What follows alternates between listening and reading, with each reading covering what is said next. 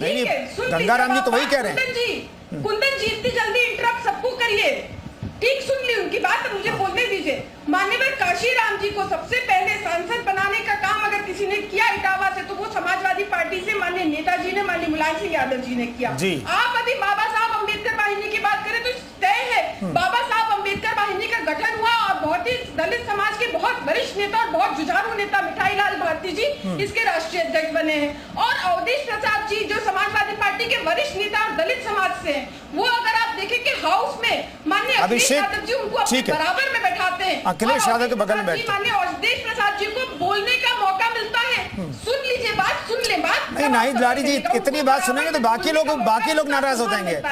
अभिषेक राज जी, मैं जानना चाहता हूं कांग्रेस जो है, कांग्रेस की रणनीति क्या है? क्या तमाम लोगों को साथ में, नाहिद लारी जी को प्लीज आवाज, नाहिद लारी जी आप शो का ना दोबारा देखा कीजिए और टाइम के साथ देखा कीजिए, आपको पता चल जाएगा आपको कितना वक्त मिलता है और कितना वक्त लेती हैं आप। अभिषेक राज जी, कांग्रेस की रणनीति क्या है? क्योंकि कांग्रेस के साथ तो ऐसा लग रहा है कि समाज का कोई धड़ा कम से कम उत्तर प्रदेश में खड़ा होने को तैयार नहीं है, कि कांग्रेस खुद इतनी कमजोर दिखाई दे रही है कि उसके साथ कोई धड़ा जुड़ने को तैयार नहीं है। अभिषेक राज जी, छोटा जवाब सर। तैयार नहीं है। अभिषेक राज जी, छोटा जवाब सर। देखिए, ऐसा एक गलतफहमी है। कांग्रेस ने चाहे दलित हो चाहे कोई सब समाज हो, सबका साथ दिया है और सबके साथ मिलकर काम किया, सबका उत्थान करने का काम कांग्रेस पार्टी ने किया।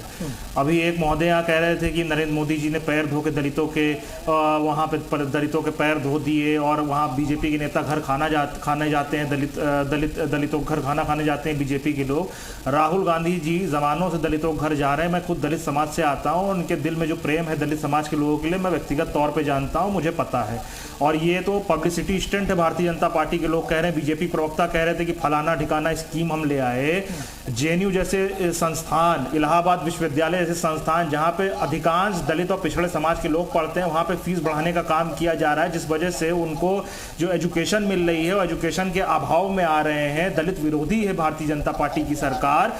बाबा साहब के नाम पर मांग अभी उठाई गई थी कि नए संसद भवन का नाम बाबा साहब के नाम पे रखा जाए, तो भारतीय जनता पार्टी ने किया क्या उसको? बीजेपी केवल मुखौटा पहने हुए है, केवल धोखा दे रही है दलित समाज के लोगों को और सब ये जानते हैं। और जहां तक बहन जी की बात रही, बहन जी ने तो भारतीय जनता पार्टी का साथ दे ही रही है, बी टीम बनकर ना प्रचार करने निकलती हैं, पूर्णतः बीजेपी को समर्थन दे रही हैं, बीजेपी को वोट दिलवाती हैं, कन्वर्ट करवा रही हैं अपने वोटों को। प्रमोशन में आरक्षण को कमजोर करने का काम मायावती जी ने किया जब वो सरकार में थी। तो निरंतर बीजेपी और बीएसपी मिलकर साथ में चुनाव लड़ रही हैं, अघोषित गठबंधन चल रहा है। दलितों का उत्थान कांग्रेस पार्टी लगातार करती आ रही, जहां जहां हमारी सरकारें बन रही हैं। कर्नाटक में हमने गृह मंत्री एक दलित व्यक्ति को बनाया है, क्या भारतीय जनता पार्टी उत्तर प्रदेश में करेगी, हरियाणा में करेगी, गुजरात में करेगी? नहीं करेगी। केवल कहने से नहीं होता है, ग्राउंड पे करके उस चीज को दिखाना होता है। मुद्दे पे बात आप करिए, मगर मुद्दे से इंसान का कोई फायदा निकले। दलितों के पैर धोने से क्या दलितों का उत्थान हो जाएगा? क्या दलित समाज के लोग आगे बढ़ जाएंगे? कितने इंडस्ट्रियलिस्ट हो गए उत्तर प्रदेश में, कितने सीनियर अधिकारी हैं, डीजी आईजी रैंक के, कितने सेक्रेटरी रैंक के बड़े अधिकारी जो दलित समाज से आते हैं? इसका भी तो जवाब सरकार को देना चाहिए। ठीक है सुनील कौशिक जी, ये 2024 की जो लड़ाई होगी, मैं जानना चाहता हूं कि जातिगत आधार पर होगी या फिर जो विकास की योजनाएं सभी के लिए चलाई गई, जिसका सभी को फायदा मिला, चाहे दलित हो या फिर इकोनॉमिकली जो वीकर सेक्शन से आते हैं, चाहे भले ही वो अगड़े हों, उस आधार पर विकास की योजनाओं के आधार पर लोग वोट करेंगे, सियासत होगी, वोट की अपील की जाएगी, या फिर ज्यादातर कोशिश होगी कि जातिगत आधार पर राजनीतिक दल कोशिश करेंगे कि आप हमारे साथ जुड़िए, देखिए हमारे साथ आपका भविष्य उज्जवल है? कुंदन जी, मुझे नहीं लगता कि विकास पे चुनाव होगा। आपने 2004 में देखा होगा शाइनिंग इंडिया का क्या हुआ। शाइनिंग इंडिया के बाद अटल बिहारी वाजपेयी जैसा बड़ा चेहरा हार गया। और आप दलित की बात करेंगे, ओबीसी की बात करेंगे, यही होगा। उत्तर प्रदेश के हाई कोर्ट ने यह रोक लगा रखी है कि जातिगत सम्मेलन नहीं होंगे। कौन सा राजनीतिक दल मानना है? किसी राजनीतिक दल ने हाई कोर्ट के आदेश को माना क्या? नहीं, उसे नाम कुछ दूसरा दे दिया दूसरा, लेकिन जो हाई कोर्ट चाहता था, जो एक मंशा थी, जहां उसको लगा कि जातिगत के आधार पर वोट मांगकर निश्चित तौर से भ्रमित करने का काम किया जा रहा है, वो दूसरा रास्ता निकाल दिया। दूसरा रास्ता तो निकालेंगे राजनीतिक दल बैठ के, और उनके पास है क्या? दूसरा, कांग्रेस के प्रवक्ता भी बहुत लंबी बातें कह रहे थे। गृह मंत्री आपने कर्नाटक का बना दिया तो कौन से स्थान सुधर जाएंगे? आपने राष्ट्रपति एक दलित को बनाया था, क्या हो गया इस देश में? यदि यही आप कहेंगे कि दलित को बनाने से सब कुछ हो जाएगा, आपने अपने राष्ट्रीय अध्यक्ष को दलित बना दिया, क्या कांग्रेस का सुधार हो गया? उत्तर प्रदेश में अभी संगठन 1 साल से भी तैयार नहीं हो पाया आपका, और आप कह रहे हैं कि दलित बनाने से क्यों बीजेपी बनाएगी, क्यों सपा बनाएगी, बसपा बनाए? आपने बना के क्या कर लिया? जब दलित मुख्यमंत्री हो भी गया, दलित राष्ट्रपति इस देश के हो भी गए, तो क्या हुआ दलित समाज का? ये कोई श्वेत पत्र सरकार जारी करेंगी कि नहीं करेगी? दूसरा बात आप देखिए 2007 में एक और एड ऑन क्वेश्चन जोड़ रहा हूं जी। मैं ये जानना चाहता हूं, प्रियंका गांधी को भी मैं देख रहा हूं, या हम लोग देखते हैं कि उत्तर प्रदेश में सक्रिय अब नहीं दिखाई देती हैं वो, क्या उन्होंने हार मान ली उत्तर प्रदेश को लेकर के, और ये क्या स्ट्रैटेजी है, किस तरह की स्ट्रैटेजी है? देखो उत्तर प्रदेश में जिस तरीके से भीड़ कम नहीं हुई उनकी रैलियों में, मीडिया स्पेस खूब मिला उनको, हुआ क्या रिजल्ट? आपके पास कोई ब्लूप्रिंट नहीं होगा, दलित ओबीसी और सवर्ण चिल्लाते रहेंगे, उससे थोड़ी कुछ होने वाला है जी। निश्चित तौर से देश में मुद्दे हैं, उसका ब्लूप्रिंट तो विपक्ष के पास हो कि हाँ साहब हम ये खत्म करेंगे। कांग्रेस की तमाम राज्यों में सरकार है, अभी आपने देखा हिमाचल में सरकार आती है और डीजल के 3 रुपए बढ़ जाते हैं, पत्रकार पूछता है 3 रुपए जयराम रमेश से कैसे बढ़ा दिए, तो जयराम रमेश का होता है कि मुख्यमंत्री को पूछो, मुझे क्यों पूछ रहे हो? आप महंगाई के मुद्दे पर केंद्र की सरकार को घेरते और घेरना भी चाहिए, लेकिन आपके पास ब्लूप्रिंट क्या है? आप भी उसी रास्ते पर चल रहे हैं ना बीजेपी चल रही है। और दूसरी बात 2007 में 84 विधानसभा सीटें उत्तर प्रदेश में, 61 बसपा को मिली।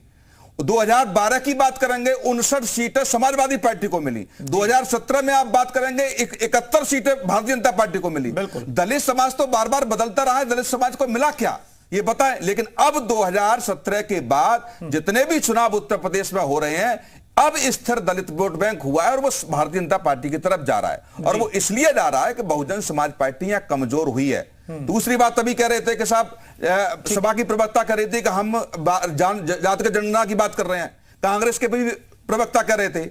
2004 से लेकर के 14 तक सरकार रही, समाजवादी पार्टी समर्थन मिला केंद्र सरकार में। एक बार मुलायम सिंह यादव जी ने कहा जाति जनगणना होगी कि नहीं होगी। दूसरी बात 2012 से लेकर के 17 तक आपकी सरकार रही, एक प्रस्ताव आपने केंद्र सरकार को भेजा जाति जनगणना होगी कि नहीं होगी। केवल आपकी सरकार जब विपक्ष में जो भी राजनीतिक दल आता है तब याद आती है कि मुद्दे हैं, और जब आप सत्ता पक्ष में पहुंच जाते हैं तब आपकी आंखें बंद हो जाती हैं।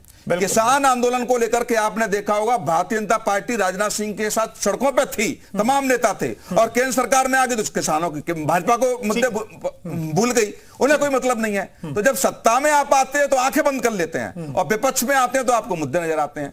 कम से कम एक ब्लूप्रिंट होना चाहिए। उत्तर प्रदेश की बात करो या देश की बात करो, दलितों के उत्थान में योगदान क्या हुआ? दलित राष्ट्रीय अध्यक्ष बनाने से, दलित राष्ट्रीय राष्ट्रपति बनाने से, या दलित गृह मंत्री बनाने से? इस प्रदेश की 4-4 इस प्रदेश की दलित मुख्यमंत्री 4-4 बार रही नहीं, इस प्रदेश की दलित मुख्यमंत्री 4-4 बार रही, क्या दलितों का उत्थान हुआ? 100 पद जारी कर दीजिए दलितों के लिए, उन्होंने क्या कर दिया? ठीक है। और अभी श्रीवास्तव जी कर रहे हैं तमाम भर्ती योजनाओं को गिना के दलितों के लिए, ये इंपॉर्टेंट है। चाहे दलित मुख्यमंत्री हो या ना हो, लेकिन दलितों के लिए क्या क्या ये इंपॉर्टेंट है। हरिचंद्र श्रीवास्तव साहब, दलितों के लिए या बाकी राजनीतिक दलों के लिए, या फिर विकास को लेकर के ब्लूप्रिंट कहा जाता है कि विपक्ष के पास है नहीं, विपक्ष तो बिखरा हुआ है, सत्ता पक्ष के पास क्या ब्लूप्रिंट है? हरिचंद्र श्रीवास्तव साहब छोटा जवाब। नाहिद लारी भी कुछ कहना चाहती हैं। देखिए, भारतीय जनता पार्टी की सरकार जो योजनाएं लेकर के आई, लोक कल्याणकारी और गरीब कल्याण की जो योजनाएं लेकर के आई, सर्वाधिक अगर उसका लाभ मिला तो दलित समाज के लोगों को, जो पिछड़े हैं, जो गरीब हैं, उनको मिला।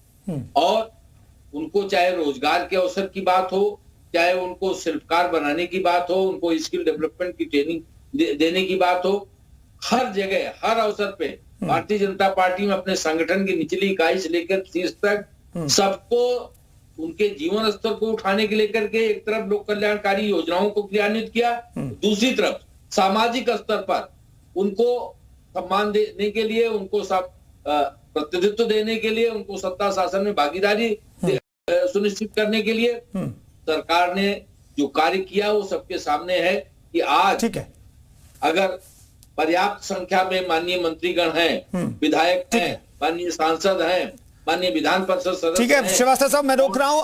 नाहिद लारी, अगर आप 10 से 20 सेकंड में अपनी बात खत्म कर पाए तो जल्दी से। अरे ये रोजगार की बातें कहां, चंडूल खाने की बातें हरीश जी उड़ा रहे, कहां रोजगार दिया? वो तो जब कोरोना काल हुआ तब समझ में आया कि बड़ी संख्या में पिछड़े दलितों ने उत्तर प्रदेश प्रदेश से पलायन किया था, रोजगार के लिए अन्य प्रदेशों में गए थे, और जब कोरोना हो गया था तो मध्य प्रदेश और हरियाणा की सरकार ने खदेड़ के पिछड़े दलित मजदूरों को